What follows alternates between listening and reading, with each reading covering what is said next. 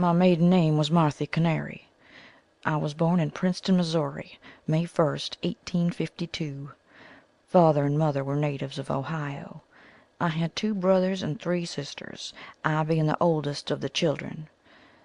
As a child I always had a fondness for adventure and outdoor exercise, and a special fondness for horses, which I began to ride at an early age, and continued to do so until I became an expert rider, being able to ride the most vicious and stubborn of horses. In fact, the greater portion of my life in early times was spent in this manner. In 1865 we emigrated from our homes in Missouri by the overland route to Virginia City, Montana, taking 5 months to make the journey. While on the way the greater portion of my time was spent in hunting, along with the men and hunters of the party. In fact, I was at all times with the men when there was excitement and adventures to be had. By the time we reached Virginia City I was considered a remarkable good shot and a fearless rider for a girl of my age. I remember many occurrences on the journey from Missouri to Montana. Many times in crossing the mountains the conditions of the trail were so bad that we frequently had to lower the wagons over ledges by hand with ropes, for they were so rough and rugged that horses were no use. We also had many exciting times fording streams, for many of the streams in our way were noted for quicksands and boggy places, where, unless we were very careful, we would have lost horses and all. Then we had many dangers to encounter in the way of streams swelling on account of heavy rains. On occasions of that kind the men would usually select the best places to cross the streams. Myself, on more than one occasion, have mounted my pony and swam across the stream several times, merely to amuse myself, and have had many narrow escapes from having both myself and pony washed away to certain death. But as the pioneers of those days had plenty of courage, we overcame all obstacles and reached Virginia City in safety. Mother died at Blackfoot, Montana, 1866, where we buried her. I left Montana in spring of 1866 for Utah, arrived at Salt Lake City during the summer, remained in Utah until 1867, where my father died, then went to Fort Bridger, Wyoming Territory, where we arrived May 1st, 1868. Then went to Piedmont, Wyoming with U.P. Railway. Joined General Custer as a scout at Fort Russell, Wyoming in 1870, and started for Arizona for the Indian campaign. Up to this time I had always worn the costume of my sex. When I joined Custer I donned the uniform of a soldier. It was a bit awkward at first, but I soon got to be perfectly at home in men's clothes. Was in Arizona up to the winter of 1871, and during that time I had a great many adventures with the Indians. For as a scout I had great many dangerous missions to perform, and while I was in many close places always succeeded in getting away safely, for by this time I was considered the most reckless and daring rider, and one of the best shots in the western country. After that campaign I returned to Fort Sanders, Wyoming.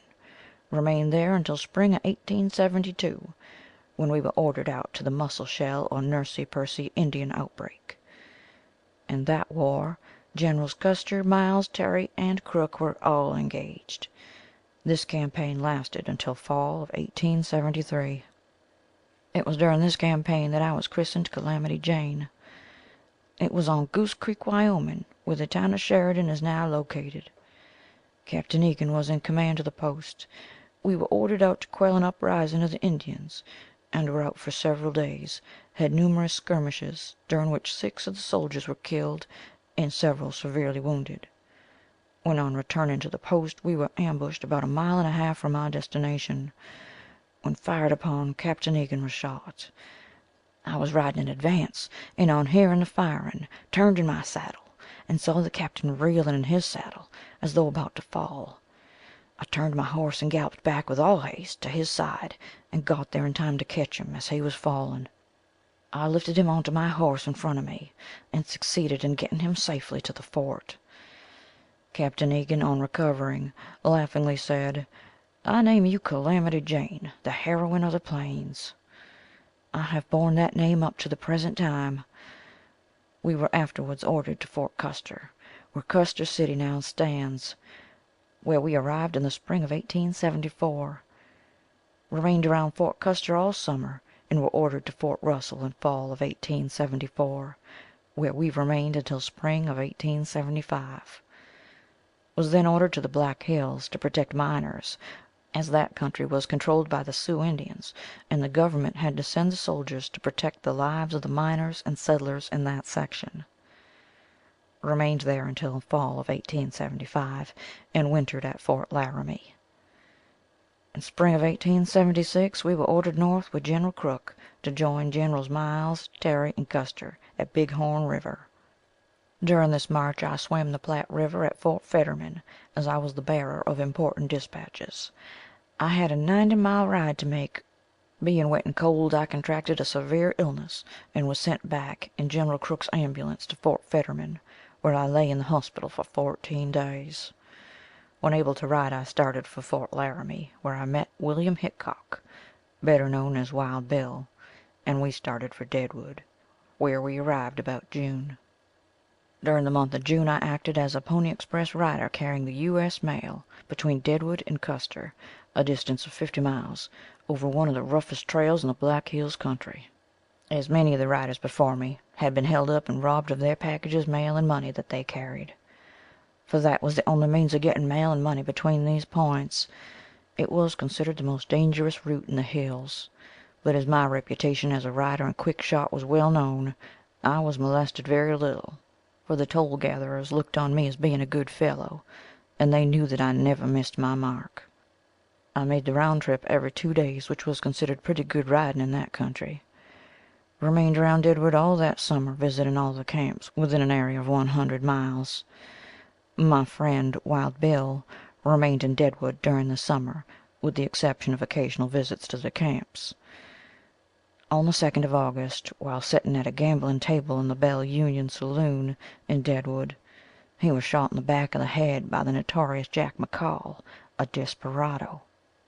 I was in Deadwood at the time, and on hearing of the killing, made my way at once to the scene of the shooting, and found that my friend had been killed by McCall. I at once started to look for the assassin, and found him at Shirley's butcher shop, and grabbed a meat cleaver and made him throw up his hands. Through the excitement on hearing of Bill's death, having left my weapons on the post of my bed. He was then taken to a log creek and locked up, well secured as everyone thought, but he got away and was afterwards caught at Fagan's ranch on Horse Creek on the old Cheyenne road, and was then taken to Yankton, Dakota, where he was tried, sentenced, and hung. I remained around Deadwood, locating claims, going from camp to camp until the spring of 1877, where one morning I saddled my horse and rode towards Crook Creek. I had gone about 20 miles from Deadwood, at the mouth of White Hood Creek, when I met the overland mail running from Cheyenne to Deadwood. The horses on a run about 200 yards from the station. Upon looking closely, I saw they were pursued by Indians. The horses ran to the barn as was their custom. As the horses stopped, I rode alongside of the coach and found the driver, John Slaughter, lying face downwards in the boot of the stage, he having been shot by the Indians. When the stage got to the station, the Indians hid in the bushes. I immediately removed all baggage from the coach except the mail. I then took the driver's seat and with all haste drove to Deadwood, carrying the 6 passengers and the dead driver. I left Deadwood in the fall of 1877 and went to Bear Butte Creek with the 7th Cavalry. During the fall and winter we built Fort Meade in the town of Sturgis. In 1878 I left the command and went to Rapid City, and put in the year prospecting. In 1879 I went to Fort Pierre, and drove trains for Rapid City to Fort Pierre for Frank White, then drove teams from Fort Pierce to Sturgis for Fred Evans. This teaming was done with oxen, as they were better fitted for the work than horses, owing to the rough nature of the country. In 1881 I went to Wyoming, and returned in 1882 to Miles City, and took up a ranch on the Yellowstone, raising stock and cattle. Also kept a wayside inn, where the wary traveler could be accommodated with food, drink, or trouble if he looked for it. Left the ranch in 1883, went to California, going through the states and territories, reached Ogden the latter part of 1883, and San Francisco in 1884. Left San Francisco in the summer of 1884 for Texas, stopping at Fort Yuma, Arizona, the hottest spot in the United States. Stopping at all points of interest until I reached El Paso in the fall. While in El Paso I met Mr. Clinton Burke, a native of Texas, who I married in August, 1885. As I thought I had traveled through life long enough alone, and thought it was about time to take a partner for the rest of my days. We remained in Texas, leading a quiet home life until 1889. On October 28, 1887, I became the mother of a girl baby, the very image of its father, at least that is what he said, but who has the temper of its mother. When we left Texas we went to Boulder, Colorado, where we kept a hotel until 1893, after which we traveled through Wyoming, Montana, Idaho, Washington, Oregon, then back to Montana, then to Dakota, arriving in Deadwood, October 9th, 1895, after an absence of 17 years.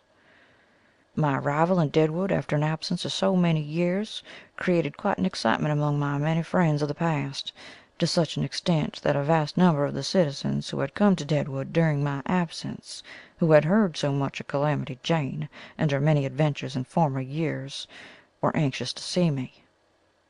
Among the many whom I met were several gentlemen from Eastern cities, who advised me to allow myself to be placed before the public in such a manner as to give the people of the Eastern cities an opportunity of seeing the woman scout who was made so famous through her daring career in the West and Black Hill countries. An agent of Cole and Middleton, the celebrated museum men, came to Deadwood, through the solicitation of the gentlemen whom I met there, and arrangements were made to place me before the public in this manner. My first engagement began at the Palace Museum, Minneapolis, January 20th, 1896, under Cole and Middleton's management. Hoping that this little history of my life may interest all readers, I remain, as in the older days, yours, Mrs. M. Burke, better known as Calamity Jane. End of Life and Adventures of Calamity Jane, by Calamity Jane. Read by Amy Graymore. www.amysmindtoyourmind.com